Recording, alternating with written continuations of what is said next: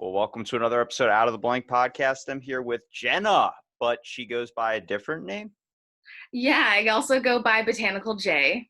All right, Um, you got to enlighten me on why Botanical J.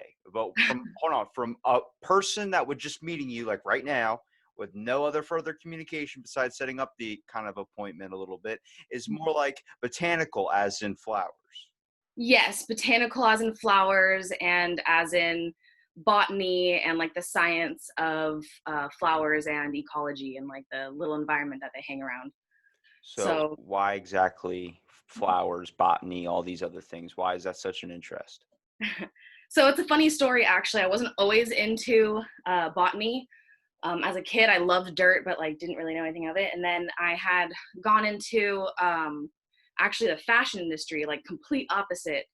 Found out some crazy things about that sort of industry, left it, and needed to do something with my life. And spent a lot of time at this and volunteering at this garden, at this botanical garden. And it was there that I was like, wait a second, I kind of love this.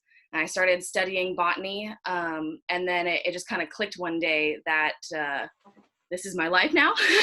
And that I started to really realize that there's a lot of reflection of human nature within actual nature. So I decided that became my thing, and I just kind of ran with it ever since.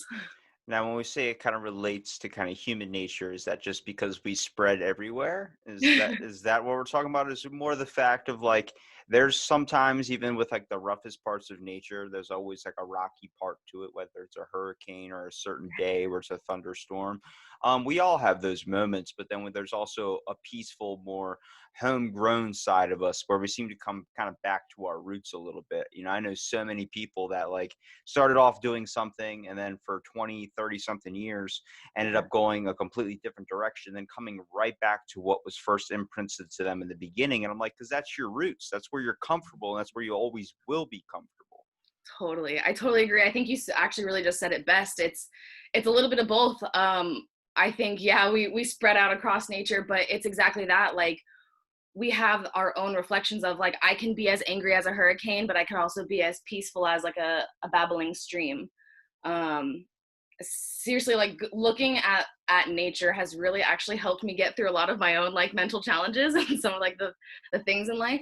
But yeah, that's kind of what it is too. I realized like I didn't know this, but my family were the ones that were like, oh, Jenna, yeah, you used to love dirt, like of course, like you love nature. And I'm like, oh, like that does make a lot of sense. I definitely used to roll around in dirt.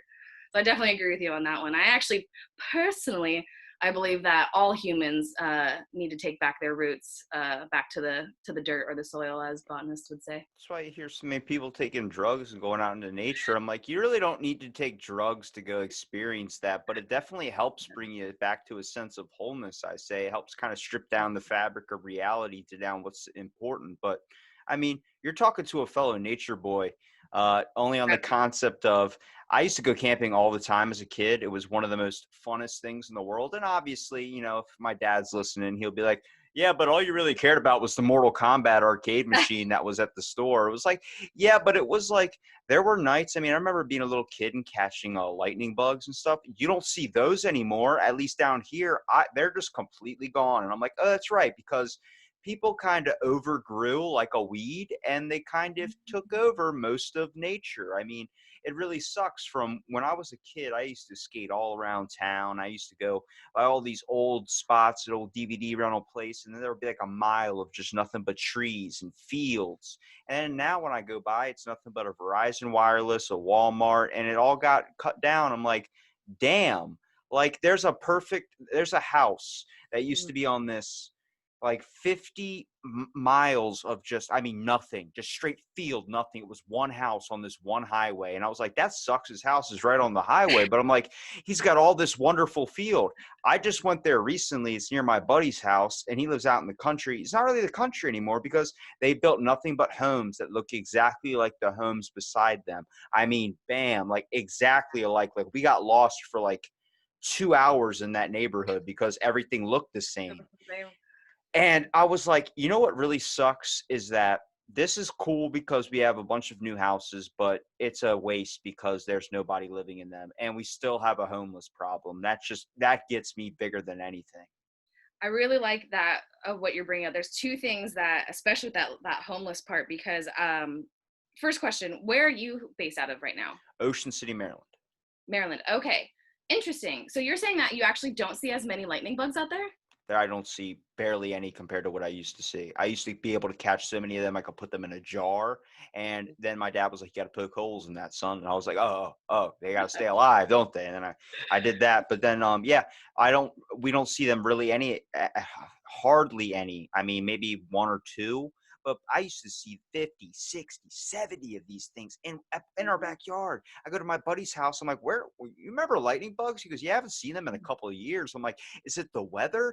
I'm like, I don't know because like we're experiencing 100-degree heat now. Maybe that's what it is. But like it was so much more of a thing. And then he also brought up a good point. He goes, "You know what else we don't see anymore? Can you take a guess of what is kind of disappeared a little bit?" Oh God, I have so many guesses. I don't know. Why don't you tell me for sake of It's time? it happens to do with Elon Musk when he sent a Tesla into this. Well, the Really? stars, for instance.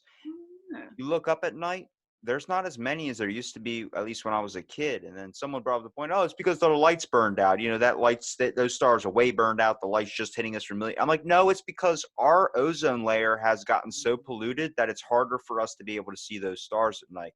You know how many times like you have to go somewhere like Hawaii or Yeah. someplace that is not heavily populated just to be able to see the sky. I'm like, Mhm. we're doing this and we care about 5G. What the fuck? Like it's the biggest thing that gets me. I totally agree with you. There's so many, oh my God, side segments we can go off of that 5G. My main thing was now I'm really curious. I didn't know that you're not seeing any lightning bugs. I was born in Virginia. My family, we lived close. We were in Northern Virginia, so we were close enough to Maryland and DC. So I too used to totally like catch all those lightning bugs and whatnot. But now I'm in California, so we don't have lightning bugs out here. But so now I'm really curious. I have to go look into that, and the reason why you aren't seeing those as many as you should. And then on top of that, oh my God, talk about this ozone layer. Like, whew, uh, did you know that one of the most one of those polluted industries that wreck this planet is actually the concrete industry, because for every pound of concrete produced, an equal pound of carbon is also produced. Just think of like a pound of concrete, that's so small. And then a pound of gas is released into the environment for every single pound that's produced. So we sit here and we try to talk about, oh, let's recycle our plastic, when in reality, China's not even buying our plastic anymore. San Diego doesn't even recycle anymore. It all gets picked up and sent all to the trash uh, furnace. Well, And people would hear me talk about things. They'd be like, "This guy, you're obviously pro environment." I'm like, "No, I'm pro people being happy." And sadly, when it comes to being happy, a lot of that you can experience is in nature. It's where some of my best moments in life are. It's the best form of therapy, being able to see it. People paint it for God's sakes. I mean, it's literally something where, you see a Bob Ross painting, you're like, damn, like that's beautiful that he's able to see that. I mean, if I have to close my eyes or if I go out, like I live in a beach town, Ocean City, Maryland. So I have the bay on one side and the ocean on the other. Smelling that ocean air is like all my stress, all my worries. I get goosebumps just thinking about it. That just wash just completely out of me. And I'm like, you smell that salt, whatever. If you love trees too, it's the same reason why I want to go live in the mountains. I want to change the scenery, but it's just this thing that's an overwhelming, calming feeling when you feel like you can actually focus in on extreme detail. And it's one of the most important things. Like, I would never want to lose my sense of touch, only because I want to be able to stick my hand down into some sand and feel those grains just slip in between my fingers. And I'm like I said, I'm not an environmentalist. I like nice buildings. I like, old architecture. I like, stuff, going to the store and shit. But it's like we've overgrown as people. We're not, I live in a small community where every house has a small little yard, but it's not even a fucking yard.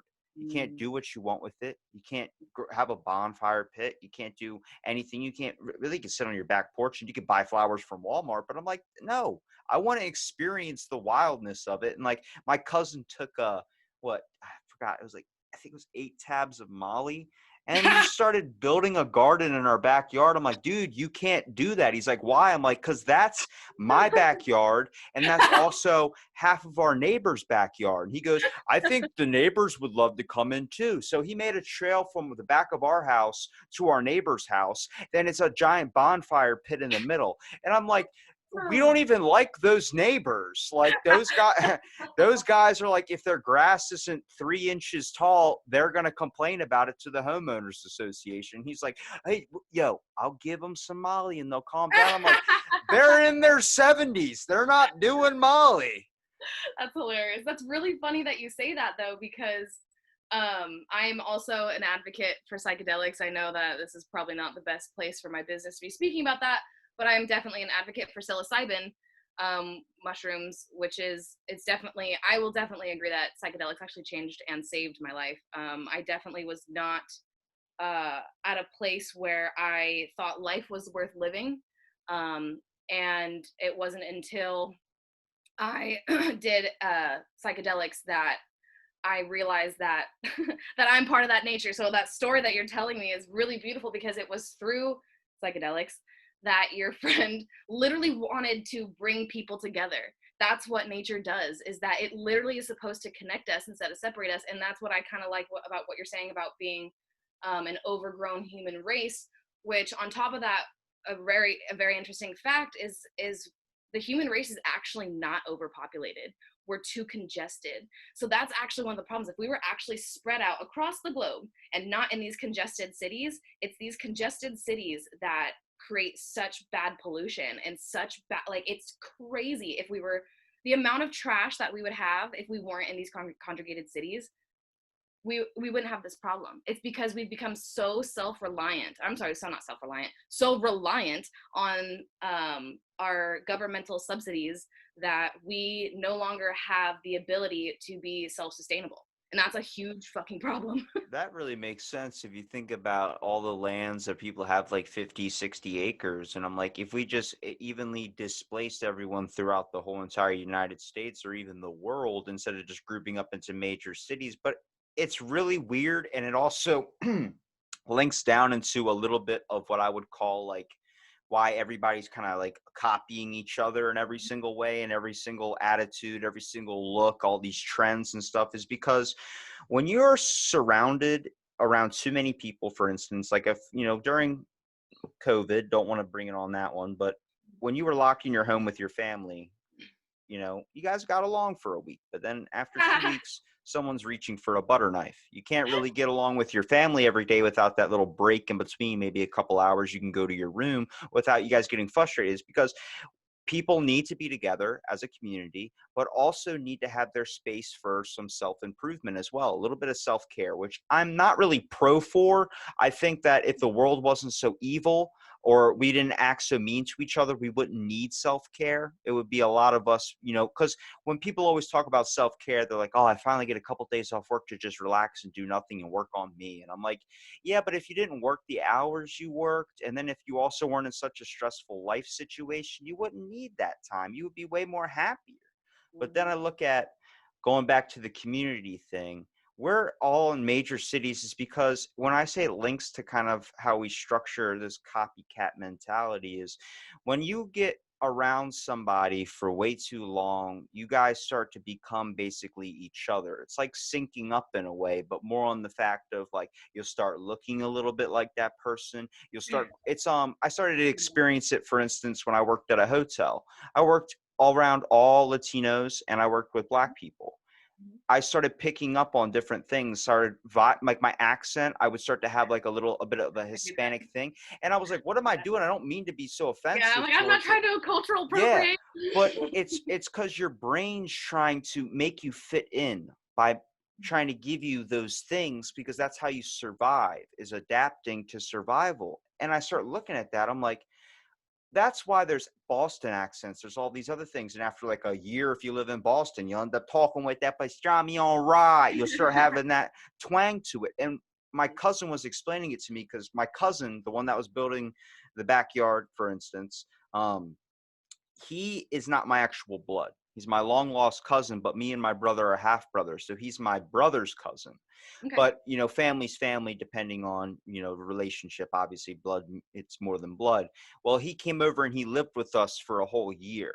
We Mhm. started picking up certain traits of each other. We started Okay. really kind of like going in. And he goes, because you've been around me so long, you start picking up the same thing. We start kind of syncing up in a way. And it's the same thing with, you ever seen an adopted kid and they kind of look like their parents? You're like, how is that possible if you're adopted? It's because you're there long enough, your body starts to morph into kind of certain features and things. I'm like, that's the same thing with plants. Plants Yeah. do the same exact shit. Like, Mhm. nobody really realizes this, and we treat that like garbage. And I'm like, and then it explains why we treat everyone else like around us, or most people do, like kind of like garbage themselves, because we have an initial thing to care, but it's more about ourselves rather than caring as a whole. Mhm. I think that's super interesting because you bring up uh, such a good point in the fact that I actually think it's a little bit deeper that that that that Rip the barrier. fabric off. Rip it off. Come on, I know. dig into I that know. I'm sucker. like trying to. I'm trying to figure out how to word this correctly. So this humanitarian societal problem that we have of not being able to stand each other, right? I do agree with you in the sense of that we need that balance of self uh, isolation for improvement, or just to regenerate. I personally think because I recently had to move back in with my mom to help take care of her for health reasons, and on top of COVID, I just need to help her with rent. Um, so, but because of that, I'm realizing her and I have a lot more problems that we have to work through than I thought that we did. And I kind of see this COVID thing as a blessing in disguise because it's forcing people to go back to their roots. And if they're willing, they get the chance to fix it. And if they're not willing to recognize these problems and then just continue in these cycles of toxicity that make us inherently react in a way that is seen as evil or ineffective, um, then that's kind of where I'm really starting to get at is as a society we're so distracted by these conjugated things because we have a whole agenda going on, right, of trying to distract us from nature because nature and psychedelics as well bring us back to this, but nature is what helps you realize the type of power that you have. And when you start to recognize yourself in the trees, which I'll explain in a second, you start to realize that kindness kind of comes back because you start to see that nature is savage, and yes, we as humans are inherently kind as well. I do believe that we are all inherently kind. I think evil is taught. Evil, savagery is different, but the whole where am I getting at? Um, Well, I think what you're truly trying to state here is the fact that nature is unpredictable. People always say that. And I think the reason why is, as people, we're pretty predictable because we've been on autopilot for so long when it comes to COVID, for think so instance. now, Like yeah, when you were mentioning that, a lot of people, and I think honestly everyone, fell out of a system, fell out of their yes, routines. The essential workers probably experienced it a little bit different, and we started to realize what essential really meant to the world. Um, yes, but when everyone that was staying home, I saw so many people start up something that they thought in a million years was just a dream, and they ended up forgetting about it because every day you're doing the same exact thing over and over and over and over and over again. So it's like a program. Then we all kind of fell out of the system, and now we're working back into a system. We're trying to do it in a new way, but still kind of the same type style thing. A lot of people aren't agreeing with it, and a lot of people aren't feeling that safety as they did before. And I don't think it's really going to give them a chance because people talk about a second wave, people talk about whatever. I don't want to go down the COVID rabbit hole, you but know, when it goes to nature, can't be in a system, can't be in a peg no, because they don't know if it's going to be rainy one day, sunny the next, snow the next day, or do this. So they're just growing and they're trying their best to do what they possibly can to find their roots and bring their ground in, if you mhm, really want to get deep with it. And the fact is, that's what people are trying to do, but we think the best way is by living by a system. Honestly, it's good to be spontaneous. Yes, that routine is comfortable, but it's not, as we saw, it's not always going to be there 24/7. I Mhm. think more people need to experience more time with things that really matter, things that create a wholeness in oneself. And for a lot of that, it happens to be with your family. It happens to be with going outside and experiencing the world, Mhm. traveling, for instance, because next thing you know, you're working for a company for 25 years thinking, oh, this is getting me to the next day and the next day and the next day. Did you want to say you got to the next day, or did you want to say you made today? Like, that's kind of the whole thing. I was listening to a song last night, actually, that the lyrics hit me. I love listening to things, and I love hearing it over and over again because I'll hear something different every time. And yesterday, the lyrics that came up were, "Yes, you're living, but are you really alive?" And I love that because it really does feel like, because of this programming that we have, and because of this whatever, this agenda that we're trying to, that whatever is trying to keep us in, it does. And I really hope that COVID has, I've seen personally within my own friends, people are realizing, oh, I fucking hate my job, or this doesn't serve me, or like this doesn't, this doesn't serve my soul, it doesn't make me happy. And this is something that luckily I feel blessed that I've learned um, about 5-6 years ago, and I'm only 26. So I learned it really young. Some people are learning it in their 30s, 40s, 50s, 60s right now, and I'm so grateful for that. I hope people don't take that guilt. That's one of the biggest things. I don't want anyone to feel guilt right now. But that's why I see this as a blessing, is this in disguise, is that it's kind of like halted everything. And now everyone's just kind of like, whoa, whoa, whoa, what just happened? And now they're kind of, and now some people, they don't like to think for themselves. So they want to be kind of like taught like that. But others are really inspired by this time and are turning back to their nature and their roots. And that's one thing that I personally, I don't want to say I'm capitalizing on in the capitalistic way, but in the spiritual way, is I'm seeing this happen, and I just want to encourage people to keep doing that and to keep going back to their roots. And that's pretty much like what my business is actually about. Is, yes, it's about plants, but really it's about getting you to understand how you're just part of this, Well, you know? how exactly are you trying to educate? Like, because you kind of consider yourself an educator in a way. So when you're trying to educate people in this, how exactly are you trying to, if you're going to get a stubborn old man, or if you're going to get a stubborn person? Because honestly, if you're telling me to do something, I'm probably going to do the opposite. But if Yeah. you're explaining to me something, I'm going to Mhm. understand it a little bit more. I like the respect factor behind things. Totally. And I learned that the very hard way as well. And also psychedelics helped me do this as well, is learning to not force things, but to be water and just let things flow. But That's a I kind of, Bruce Lee quote. it is a Bruce Lee quote. Very good. I definitely, I saw that on ESPN. I definitely want to save that one. Bruce Lee has his little documentary coming out. But You must flow um, like water. yes, it is so important. It's crazy. Water is so powerful and so forceful. It carves mountains, but when you try to pick it up, you can't. See, okay, hold on a second. If we're talking about obstacles, I saw a golf game that gave me a good respect for golf in general. The dude Really? hit a ball and he got the whole crowd to move this giant boulder that was in the way. I was like, I What? didn't know you could do that. Like, that's freaking I amazing. thought that's the rules. You got a bunch of people. Like, technically he played it where it lied. He just got all these people to move this 1-ton boulder. But Bruce Lee, honestly, his best quote I've ever heard is, God gave you this road because you're tough enough to walk it. And that's because any problem that comes into your path is the fact that you can overcome that. But see, the Mhm. thing is where self-care kind of comes in the factor, and you really kind of where I have my issue with it. We don't we don't focus on the problems that come into our paths a lot of the time. We don't address them. And what we do is we push it to the next thing. Oh, I'll get that later. I'll get that later. I'll get that Yeah, be later. my self-care first. But once you do that, you push all these obstacles away. They're just going to keep piling up, and then you're getting hit with 3 obstacles and 4 obstacles. I'm like, you can take one-on-one easy, but when you're piling all those things up, I always mention that your soul is like a glass pane, I would say. And every day you get a little tiny little stress fracture in there, and all you're doing is putting a band-aid over it and going to bed. Then the next day, how many days until that thing shatters? It's like you're eventually there. I mean, I have my moments too. I got hit with a fucking whirlwind last weekend, and I'll be honest with it. And you can be honest as much as you want to. I got a text on Friday saying that my grandmother has a terminal illness, stage 4 lung cancer, and I think a brain tumor. That hit me after, I mean, I'm already dealing with my own medical issue. And then I found out not even 2 days later on Sunday at 2 o'clock in the morning, my buddy fell out of a 3-story balcony and died.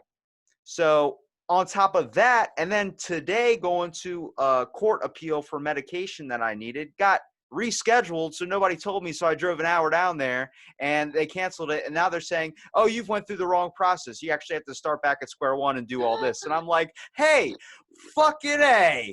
And then Hey, universe, fuck yeah, you. exactly. That literally makes you feel like somebody is literally like, did I, like, I'm just sitting there like, did I fuck anybody out there? Did I do Yeah, like what something? did I do? Yeah, But you know what really pulled me out of that? Like, I wouldn't have even been able to do this podcast if this didn't happen. And I was driving, and I'm not gonna lie, I had High Hopes playing on the stereo. It just came on the radio, so I was like, oh, that's a fucking good song. Turn that one up. And I drove by and I saw something I had not seen since I was a child, what was and that? that was honeysuckles. And I swear to you, I pulled over the car and I tried to, my best to get some honey out of those honeysuckles. And let me tell you something, after 4 or 5 of them and barely getting anything, I got a little pissed, but I ended up getting like a good one.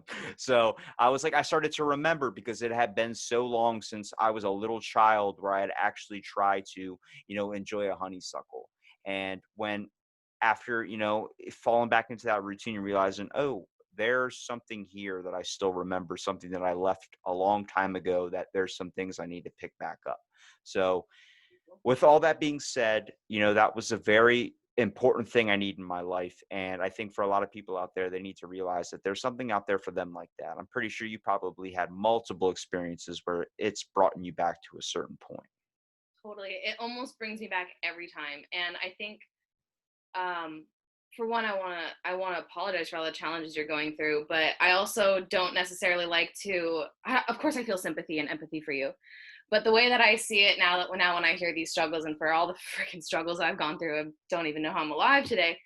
But I think that I almost welcome these challenges at this point. When stuff like that happens to me back to back to back to back, and I just keep getting slapped around, it's just like, whoa, like what's going on? That is my favorite time to be like, okay, because I strongly believe in a higher power, and it's not necessarily the way that organized religion believes in it. I believe that that's the universe's way of being like, hold on. It's kind of like what we were just talking about. We let these things pile up, and then in other ways, these challenges start to manifest. And that also comes into play with the self-care thing. I also personally hate the term self-care. I think it's misconstrued, and I also feel like society tends to pick up on certain phrases and words and then reuses them over and over and over until they have no more meaning. And self-care is one of them. Awareness is starting to become one of them. Mindfulness is now one of them. Like, what the fuck does mindfulness mean? Like, nobody fucking knows what that means. And that really bothers me. And so when I say self-care, to me, self-care is handling those challenges. Self-care is turning off the phone and putting it to work. And Not a spa day or something like that. no, fuck that. I mean, like, sure, I'll take, like, that's my reward. You know what I Yeah, mean? yeah. My self-care is doing all these things so that I can feel at peace in my heart. A cluttered mind, like, it's almost like a cluttered room is a cluttered mind. A cluttered mind is a cluttered room. So it's kind of like we really have to reassess what these things mean to us. And I really like that one of the things that brought you out of that sort of funk was kind of like halting you and seeing these, because that's what I do. You've got to believe that I pull over on the side of the road all the time for plants.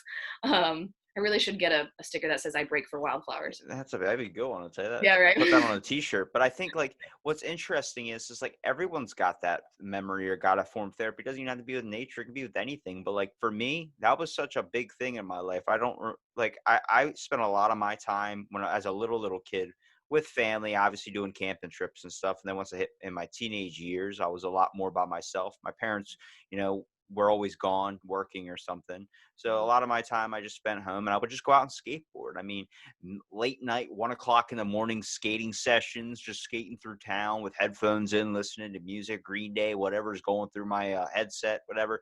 And, but back in the day when you had like the freaking CD player hooked to your hip, so not like an iPhone. So there was even Yeah. twice the more struggle. You had to keep freaking making sure the distance scratch and everything.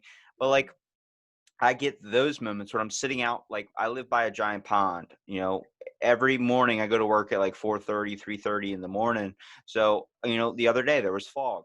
right over the thing. It just brought me back to the one time, like, I saw the movie The Mist, and I remember just sitting outside, before school, and there was a fog delay of 2 hours. I just sat in the fog. I was like, imagine if monsters just came out. Like, but then that hits me now, and I'm like, man, like, how many people are gonna get nostalgia off their fucking phone?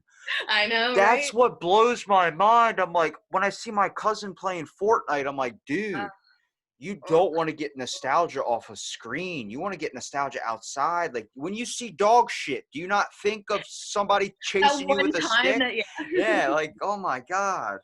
Yeah, I totally agree with you. And that's kind of again how I'm trying to capitalize on all this break in society right now. I really hope that, I mean, I don't think we'd ever go back to what normal ever was. I really hope that we don't. I literally pray every fucking day that we don't go back to that. But that's kind of what I'm trying to do, of educate people and trying to use those nostalgia tactics, or even like, I mean, I can't sit there. I don't know every one of my demographic. I don't know every single person, and I don't know every person that looks at my stuff.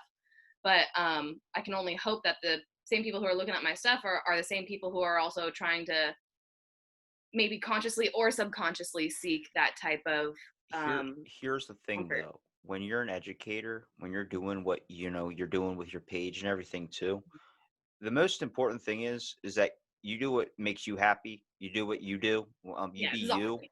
Yeah, it's got to be you, because like, if you're doing, like, for instance, like, even with a podcast or something, when somebody starts trying to structure themselves off what people might want to think or what might people want to like, I'm like, then you lose yourself and you lose why you started it in the first place. I mean, obviously you want views and stuff, but don't be a celebrity and tell people what they want to hear. Do what you want to do and say what you want to say and let that lead somewhere. I think Yes. our issue with society is we took down our role models. We made them from being superheroes. Oh, they're superheroes. Now we're looking up to Johnny Depp. We're looking up to all these celebrities. I'm like, you're not understanding the main issue here. Those Yeah. are people. They have flaws. I want to talk about that for sure because I love for Johnny Depp. Please don't shit I on don't Johnny care. I love Johnny Depp. Depp. I just want to actually bring up, and this is going to be controversial for, I'm so sorry for whoever's watching this, but Juneteenth was like presented by like Pharrell or something. Like, when in reality, do you know what Juneteenth is? Did you hear about any of that? I probably saw a post about it and then I scrolled Yeah, right through it. same, because I'm not in. Well, look, Black Lives Matter. This, I'm into it, but to take a celebrity such as a musician and use them as a representative for like for Black history, like, or for any history in general. Like, I'm not even talking about just Black history, but just history in general. If we're going to use an entertainer, what does that tell you? Don't you think you want to like, I don't know about you, but I want to watch somebody who has not only a historical background, but I just don't want it to, it just felt so, I don't want to say fake, but it felt so like a joke to me. And I feel so sad about that. Because you're right, these role models that we're putting in place are just, uh, and I kind of want to talk really quick about, like, that was me at that point, at one point when I was younger. And I feel like, I mean, it's human, it's just like a human characteristic that we want to be acknowledged and that we want to be validated. And when I first started my journey, I wasn't actually Botanical Jay. I was another company's name and then Jay. I'm not going to shout that one out. He doesn't deserve it. But but because at one point they were like, do you want to start calling yourself something else? Like, not this person, but maybe like Botanical Jay. And I was like, sure. And then lo and behold, it took like that moment that I was no longer this person's name. I was Botanical Jay, and I was my own. Because before I started doing just all types of botanicals, I was helping manage commercial cannabis, and I was a veg manager for two different companies that were providing clones all throughout California. Did you not So like the clone aspect because it seemed like unnatural a little bit? no, I don't really care about that because cloning happens in nature. A deer can come run by and break off a branch, and that branch can fall into the ground. And if the ground is moist enough, that it'll start a whole new tree. So cloning is not necessarily, it's just that word cloning that sounds terrible, but it's just like propagation. It's just like repropagating stuff. Makes me think of Superman. makes me think of our own cloning behaviors of like humans. I think it's very, I words are very funny. Um, They're but just yeah, so noises that come out of our mouth that mean something. But I yeah, agree with you on the aspect of the hero thing, obviously, of who we're looking towards. We're looking for an answer, and we think that the guy who has the most money or yeah, the guy that's number one trending is going to be the one that has it. And I think the issue is that for a lot of people, there's not this hate, there's not this comparative mentality, but for a lot of us there's just a lot of people that want to figure out, like, we have to start comparing what other people have, like, oh, he's got a nice house, he's got this, he's got that. And now we're at a point where we've let so many things through. We've let people get away with so much and be like, okay, well, we can fix that for you if it makes you uncomfortable. That it's gotten to a point where now people just want to be outraged over everything. Cancel culture is so freaking big. Ugh, People are canceling cereal box characters. They're canceling anything because it's answer offensive. my phone. And it's like, is it offensive though? Or are you just being like, just because you want to get a name in there? It's like when PETA got so mad at the government and the government was like, fine, you know what we'll do? We'll take the animals behind the bars on animal crackers off and they won't be behind bars anymore. And PETA's like, it's a fucking win. Wait, It's are a you win. serious? I'm That like, happened? dude, Oh my god. if you look at the old school animal crackers and look what they're at Fucking now, joke. You see this shit? This is what I'm talking about. It like I have my own reservations against PETA. PETA is not. important shit that had gone by the wayside, and PETA thought it was a win. I'm like, do you not notice they're doing major shit in Iraq and they're doing some things that we're not supposed to? Like, this is back Thank in like you. 2003, and they're like, hold on a second, but we got the animals out from behind the Oh my bars. And I'm like, but who the fuck's buying animal crackers? It's goldfish or nothing. god. See, that's exactly what I'm talking about. Is because of all this secondary agenda. This type of agenda keeps us distracted from what we really need to do, which is this soul searching to repair ourselves as the human race, so we can stop engaging in these toxic behaviors. That is literally my soul's purpose. Is I after trying to like seek out that validation, and I always tried to be like, oh, like subconsciously I was trying to send those good vibes, but really I just wanted those likes. And it wasn't until I had like a really abrupt, like I was homeless. Like I went from living the dream to like legalization happened. My two bosses were seen as con men, stole $1 million for 6 greenhouses that never got built, and then all of a sudden, like my world crashed. And it's because of these world crashing things that like COVID or someone losing somebody or being homeless. Like I've been homeless so many times. But I'm grateful because now I have a roof over my head. I pay my mother's rent and I pay my car.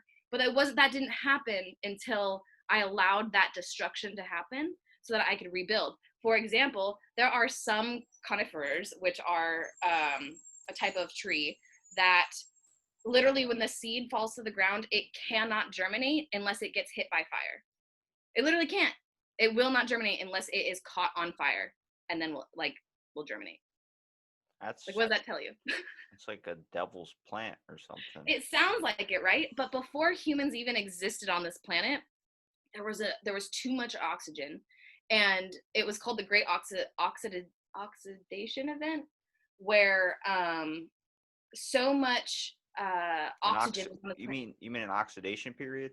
Yeah, the oxidation period. What did I say? Oxidation event. What did I Yeah. say? Okay. It sounded like a parade that was coming up. Which it kind of like it is a parade of fire just swept through Earth. Oh my Before God! It's the scene from Tropic Thunder with Ben Stiller called Scorcher, where he's got the freaking flame guns and he's oh, sitting on that's top of the world on fire. oh interesting. That's really funny. Only replace Ben Stiller with Mother Gaia and that welcome to Earth. That's the one god that scares the shit out of me. Mother Gaia? Yeah, I've read too many Percy Jackson books, and I'm like, Yeah. how are you gonna fucking fight the Earth? Like, anytime, like, she could just suck you right into the thing, and Yes, then you're gone she can. forever. Yep. That's And why you better honor her. yeah, and everyone's just like, well, she's a Titan technically, but it's like the whole factor of like, oh, everybody's like, we have to fight against her. I'm like, you understand? She could fucking hear you. You're standing on her. She's the whole thing. Like, you would have to be in outer space. And it just, I had so many problems with that book, and I read that author so many times. I'm like, how are you gonna? How I'm so into Greek mythology, it's not even funny. So I was picking apart all that shit. I love that. I want to go back into my own roots of Greek mythology, but like Aurora, that is one of my favorite goddesses, because I always, when I was younger, I had always seen like people would always tell me like, oh, you bring light to a room, and I didn't really like understand what that meant until like I started reading Greek mythology, and I learned that, and please correct me if I'm wrong, but isn't Aurora the one that brings day to night? She's the one that goes across the sky to bring Are you light. talking? No, I don't think. I Really? think when it comes to Greek mythology, that there's a god for that, and the god is Apollo. That's Apollo. Um, I thought it was Aurora. Apollo is the one that rides a chariot, and he's the one that brings the sun. And then the weird thing is, when it goes from Apollo, it links to his sister, who is the goddess of the hunt. And so, like, I don't know, it goes real. And freaking Roman mythology is just naming it after planets, but it's like kind of the Okay, same okay. mentality, I think. But We're gonna need to have a whole other if I podcast. was going to say Greek mythology and which god you would relate to the most, it would Yeah. be Hestia. And I don't know if you Okay. know who Hestia is, but she is the Um, goddess of the harvest. And she, Ooh. which is really weird, is she's not allowed into the temple of the main gods, but they always catch her outside whenever someone would approach Mount Olympus. She doesn't have her own throne inside. She's technically not a major god, but she would always be outside by a kindling fire, but she would offer wisdom to travelers that would come by because Uh-oh. she, That is it, neat. like, well, the whole factor of like, I wouldn't want to be inside the actual Olympus. My favorite god was Poseidon. Okay. When I was a kid, that's why I love the ocean so much. I mean, I live in a beach town, water all around me. I was a water kid. So I would always be in the ocean, trying to command the waves or something. But like, that's what I'm saying is when you go back to Greek mythology, Roman mythology, they gave human-like characteristics to certain things that were going on around them into the world, putting a personality into it, putting a person, making it an icon, such as a god. For the instance of it makes it more relatable to us. And if you Yeah. look down closer into nature, there's more relations than there are differences. Yes, exactly, exactly, and that's exactly what and to bring right back to my business, that's exactly what I try to do. By I'm pretty good at this conversation thing. You are pretty good, I will admit. I appreciate our ability to kind of loop things back. But speaking of that, offering wisdom to travelers that come through, that's kind of how I am. Is I don't believe that this land is ours. I believe that we inherit it from our children. So we must take care of it as such, and we must protect it as such. But to relate these, like, that there's so much of us in nature, right? Really quick, like, because I also love like synchronicities of numbers and whatnot, and seeing sacred geometry and mathematics within nature. I used to hate math, by the way, until I started seeing, like, I literally could not understand science and genetics and math.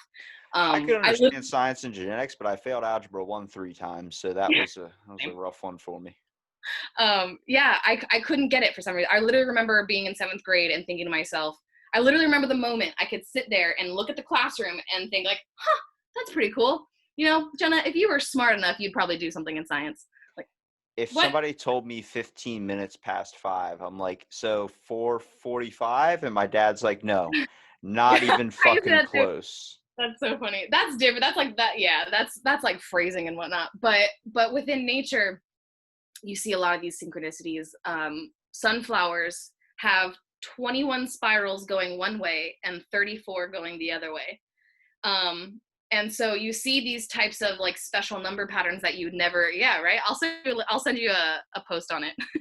I'll tell you somebody else to follow. His name is Jane 108 Academy. If I Um, start seeing mathematics in plants, I'm going to be very upset. or you'll be inspired, because I swear That a fucking sunflower is smarter than me, I'm not going to be happy. I'm going to be so upset.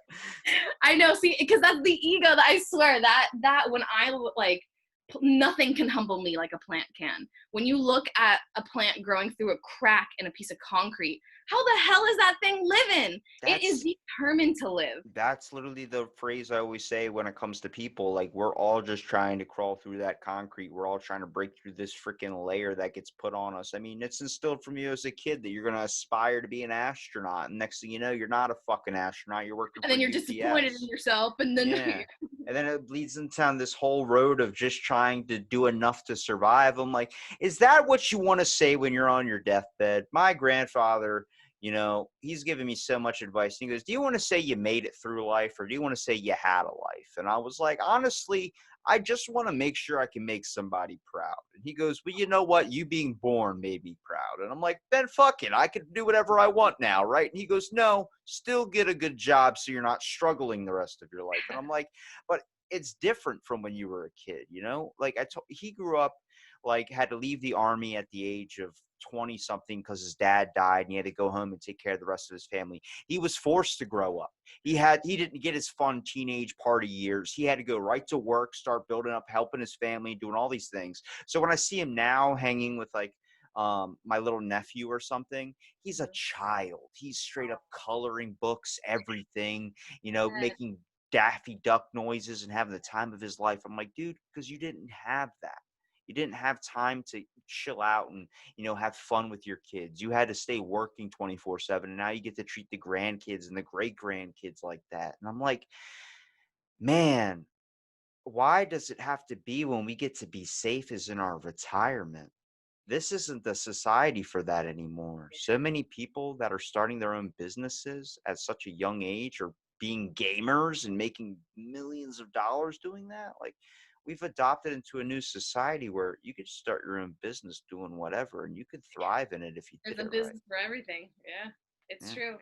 It's crazy too because I used to also have that outward like, oh, I have to make to make something of myself in the outward perspective. And it wasn't until that I started gaining that sense of like self pride that I really started to feel like whole and like wholesome and stop really doing those like hamster on a wheel things, you know, where you're just like, oh, well, if I do this, then I'll get this. It's like, So, you had mentioned something else though that I wanted to bring up. Oh, I was talking about your grandfather. Oh goodness. He has a lot of wisdom. He Yeah. told me that when you go to the movies, don't get chocolate, get juji fruits because that thing you'll go through like 5 bites of it and then it's just stuck in your teeth for like the rest of like 8 different days. You're picking that thing out. Like the movie's way over. I remember now what I was gonna say is you said that your grandfather is engaging in his childlike behaviors now, right? Yeah. I think that society makes us grow up whether we like it or not like that. And I've as through my psychedelic experiences I've learned and through other fellow human connections that it's no longer about growing up to be an adult. It's about growing up to stay a child and to still find those like I take I take pride in my adult characteristics, but I also take massive pride in my ability to be so silly and continue like I like someone please shoot me if I'm ever too serious. Like I will forever be a child at heart well into my 60s as well and I will be doing those coloring books and I will totally be doing that. So I personally believe that life is about keeping you young like that. Life is supposed to keep you young. You're not supposed to grow old. Yes, these vessels get old, but like I believe our souls are infinite. So if you can stay in that beauty of what you are, then that's really success. Then you've really made it. I think when people always like they see someone that's having like this joking or childlike personality or what they call immature, I think when they start saying like you need to grow up, it's like, do they? You're just Or jealous. You're just jealous that you can't have yeah. fun. Well, it's like the fact is like being like ignorance is bliss, to be honest with you. Once you start associating with so much more and you start understanding more, you're constantly looking at the news, you're being involved in so much of everything that's going on in the world, you start really hating a lot of things. And it's Yeah. because not only because you're more aware, it's not saying don't be aware, but it's more of the sense of it's too much information to process all at once. Yeah. And that's what creates anger is because you want to fix a situation, you want to express a situation, but you don't have power to. It's not it one, you know, if you see something that's happening in another country, you can't do anything about it. It's out of your power. It's up to that. And what happens is that pisses people off because then they can't do anything about it. Then you're even twice as pissed. And I'm like, you need to focus on you. What can you do in your own life and how can you feel that you can make a change by doing something? And that's by not being a dick when you go out into the world. It's so freaking simple.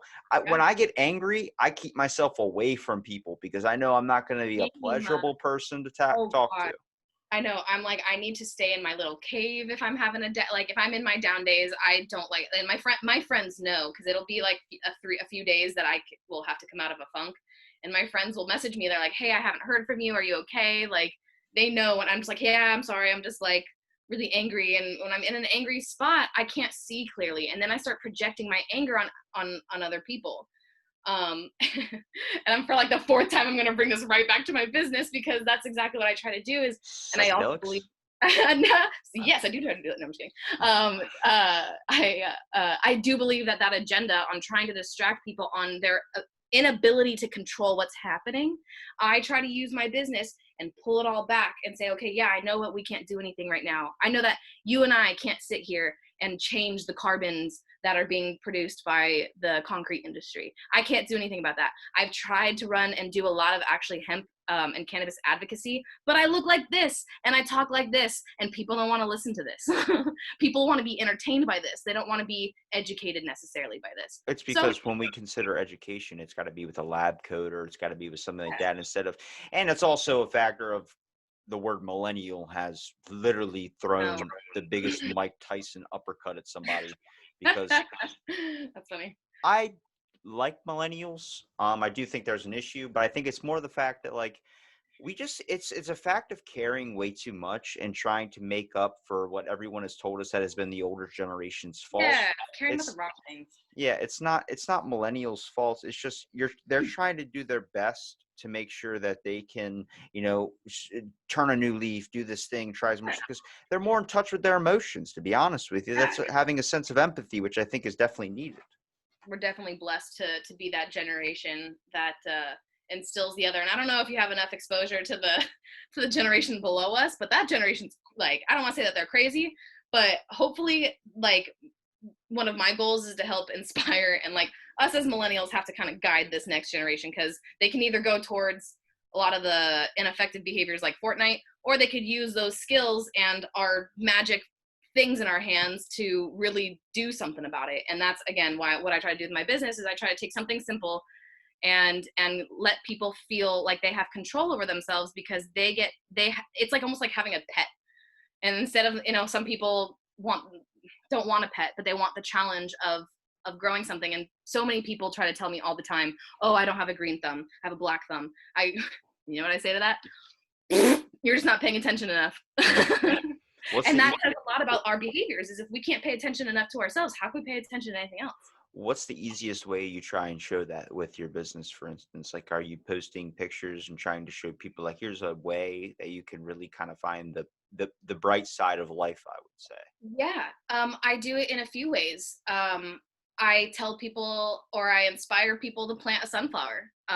Sunflowers, there's there's two types of people in the world: people that absolutely love sunflowers, and then a really small select few that actually have a very large fear of sunflowers, where they actually like, They're it's a real thing. delicious.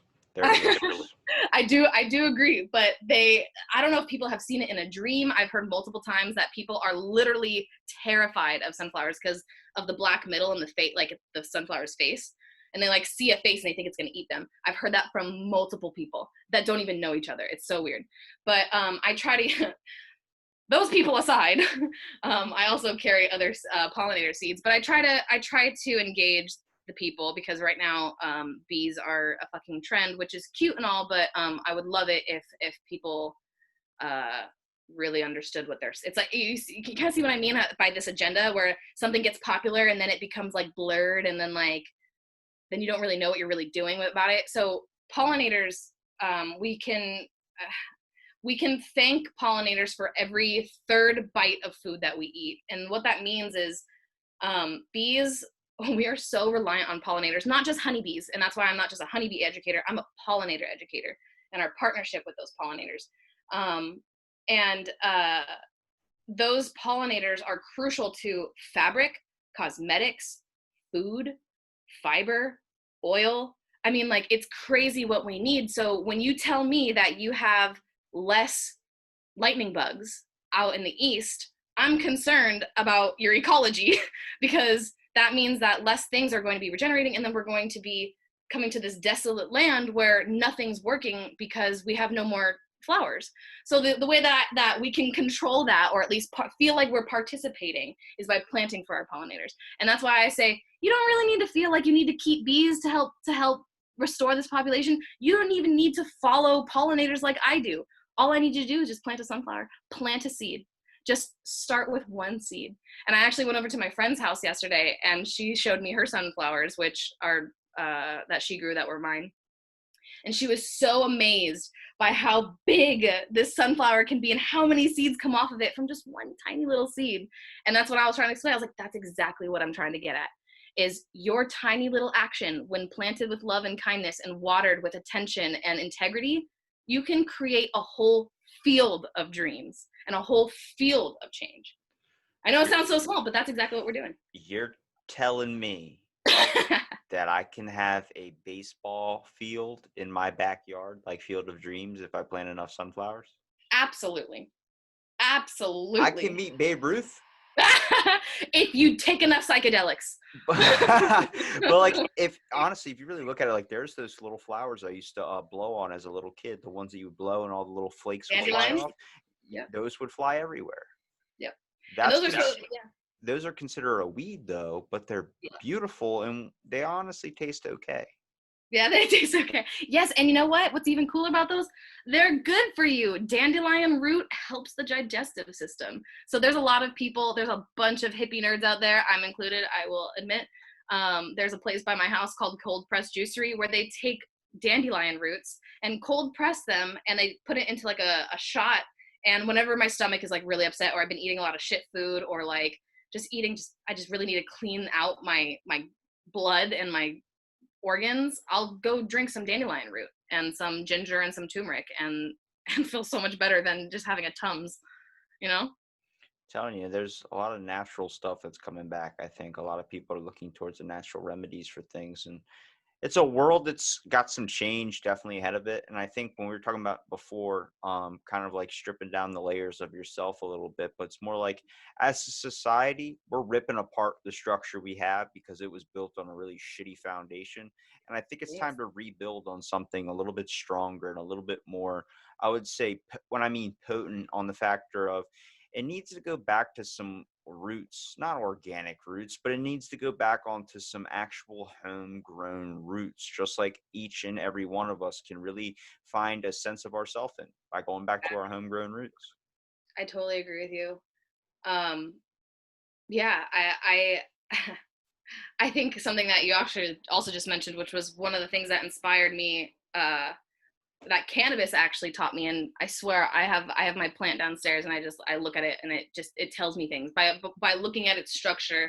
All of a sudden, like a thought will pop into my head, and I'm like, like I just learned something about that had nothing to do with this cannabis plant. But I remember I have actually a video of myself. I didn't even realize. I love when I'm able to capture these things, but I took a video, like a time lapse of me cleaning up a cannabis plant. And I don't know if you know anything about growing cannabis, but the best way to get the most effective amount of tops and the most amount of buds that you can, you want to pull your plant apart, because it'll be a bunch of sticks just going up and down. But if you pull your plant apart and kind of space out these limbs, then it allows for more light to enter in, and you get more tops, and you can bloom better. And that's when I realized, like, oh, wait a second, these challenges that pull me apart and make me not necessarily break, but like I can get bent and I can get a little stressed, but all of that is essentially just pulling me open to allow more of that light in so that I can bloom and be even better. So that's why I try to inspire. And that's what I do, is I try to use my Instagram, and I try to use my face to bring those concepts to life. And whether or not you like the post because it's a pretty face with the plant, or if you actually read the post, that's how I try to plant my seed. Because I posted actually something right before we got on, about another native plant out here, that indigenous people used to use for all types of remedies, such as like blood clots, diarrhea, throat. Like, it's crazy what we got out here and have access to. But big old pharma got to get their little hands on it. That was freaking important to what you just said. First of all, and you write that down for a number. I grow weed to get more weed. But I think if I was a fortune cookie response, though. The fact is that, you really got to kind of open yourself up to let more things in. I think a lot of people need to be more open in this world. If that's where you were going with that, for at least what I Exactly. took from it. That's exactly. Um, yeah, that man, I gotta do a shout out to Stephen Walsh, man. He Yeah. literally set this podcast up. He recommended you. He said, Right on. this is someone you got to have on. And honestly, you proved, at least, I mean, as much as I thought from when I was seeing your Instagram, I was like, obviously she's got, some knowledge on some stuff, because she found, a good form of happiness, and that is through nature. I mean, you Thank you. know, and I think what you're doing with your business is it's something for a lot of people out there that are going to need, because I feel like we're too much shown in with our technology, all these flashy things, like here's a Coca-Cola ad, here's a And Netflix. instant gratification and Yeah. And it's like you need that sometimes. Just, I mean, we love looking at nature pictures, but nobody ever wants to take the time to ever go experience that for themselves. yeah, or even take the time to grow and wait for it. And I think that's something else that I have friends that contact me about, is they get so excited. They're so excited when they grow a sunflower. It's so sweet. It like literally I've had tears brought to my eyes because people get so excited when they're like, my sunflower popped, or like, I got it, like here's my leaves. And like people will send me pictures of their sunflowers every day. Just showing me how excited they are. And like it's so beautiful because I see people seeing differences when they post these pictures or when they send them to me, and they'll show me ones that the flowers like still like half closed, and it really shows to me that these people are finding beauty in even the most unperfect things. And that's also why I love sunflowers, is because these things are fucking gigantic. They are not graceful by any means. They are so large, and if you rub one the wrong way, like they totally bother the shit out of your hand. Like they're so reflective of me, at least, that I had to share. And I don't know, it's so beautiful to see people be inspired by nature, because I am so inspired by it. I can't help but share that with people. So you gave me two takeaways here. You want the funny one and then the serious one, or you want the serious one and the funny one? Let's do the funny one and the serious one then. Okay, the funny one is fuck a bonsai tree, plant a sunflower. Fuck yeah. And then the serious one is what you said about the imperfections of things. It goes back to Courage the Cowardly Dog with the eel in the bathtub, where he said life is full of imperfections, but that's the beauty in it. I'm Right telling you, go back and watch your old school cartoons. You're going to Yes. learn some life fucking lessons from this Oh, stuff. it gives me chills. Totally. I love Courage the Cowardly Dog. I love that. It's so true. So true. Well, I think Botanical Jay, I've wasted enough of your time, but please promote everything you want to promote, your site, everything. Thank you. Please, I'm still currently working on a website, but it will be botanicalJayco.com. And or I think it's actually botanicaljay.com. I'm sorry. It's botanicaljay.com.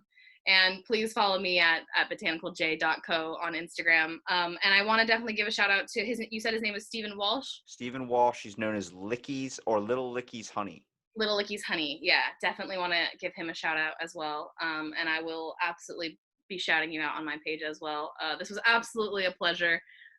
Please definitely stay tuned. I'll be teaching. I'm currently writing curriculum for students throughout all types of ages, but I will definitely be booming and blooming from here. So stay tuned. So I appreciate you having me and having this discussion. It was beautiful. There's more to grow, is how we say it.